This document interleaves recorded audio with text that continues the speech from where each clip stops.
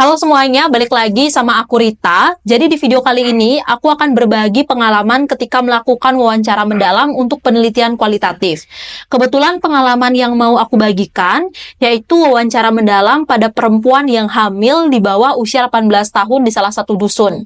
Hal penting yang aku siapkan sebelum melakukan wawancara, yaitu alat perekam suara. Waktu itu, aku pakai handphone untuk merekam wawancara aku dan juga informan, supaya nanti ketika transkrip bisa mendengarkan kembali rekaman tersebut. Jangan sampai kalian merasa, kayaknya nggak usah rekam deh, aku pasti inget kok percakapan dari awal sampai akhir. Nah, jangan sampai kayak gitu ya teman-teman. Dan saran dari aku, kalian juga nggak boleh, kayaknya lagi sebulan aja deh transkripnya.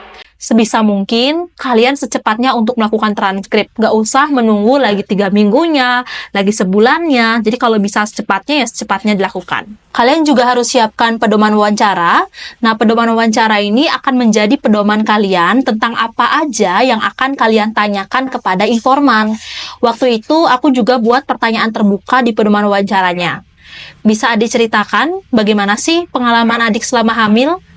Aku juga harus hati-hati pada penggunaan istilah yang ada potensi mereka jarang mendengar istilah tersebut. Bisa Adik ceritakan apa yang menjadi hambatan adik untuk mengakses layanan antenatal terpadu? Antenatal terpadu nggak ada hambatan. Tapi adik tahu nggak tentang layanan antenatal terpadu itu apa aja? Nggak tahu sih, nggak pernah denger. Ketika informan bilang nggak ada hambatan dalam mengakses layanan antenatal terpadu, mungkin aja mereka nggak pernah dengar istilah antenatal terpadu. Sehingga informan bingung dengan pertanyaan tersebut dan memilih untuk menjawab tidak ada hambatan.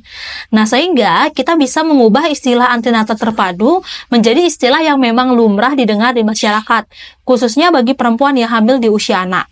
Misalnya kita ubah menjadi pemeriksaan kehamilan. Pada saat itu, aku juga ditemani dengan bidan desa. Bidan desanya memperkenalkan aku kepada informan yang harapannya informan bisa lebih terbuka sama aku ketika wawancara. Sama aku juga melakukan wawancara langsung di rumah informan. Ketika melakukan wawancara dengan informan, sebisa mungkin tidak berdekatan dengan orang selain informan. Misalnya, yang menjadi informanku kan perempuan yang hamil di usia anak dan sudah menikah. Ketika melakukan wawancara, aku mengajak untuk wawancaranya di bawah pohon di belakang rumahnya. Kenapa? Karena di depan rumahnya ada mertua dan suaminya. Tujuannya supaya informasi yang diberikan oleh informan tidak dipengaruhi oleh suami atau mertuanya.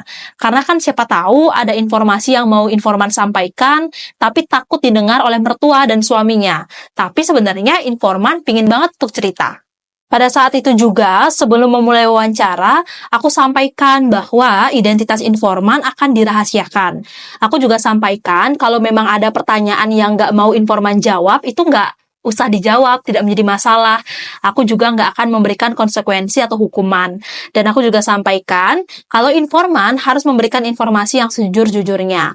Sama jangan lupa, kalian juga harus memperkenalkan diri, bangun suasana supaya informan merasa nyaman untuk menyampaikan pengalamannya.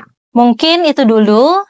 Semoga pengalaman aku ini bisa memberikan sedikit informasi untuk teman-teman yang mau melakukan wawancara mendalam. Sampai ketemu di video aku berikutnya. Dadah!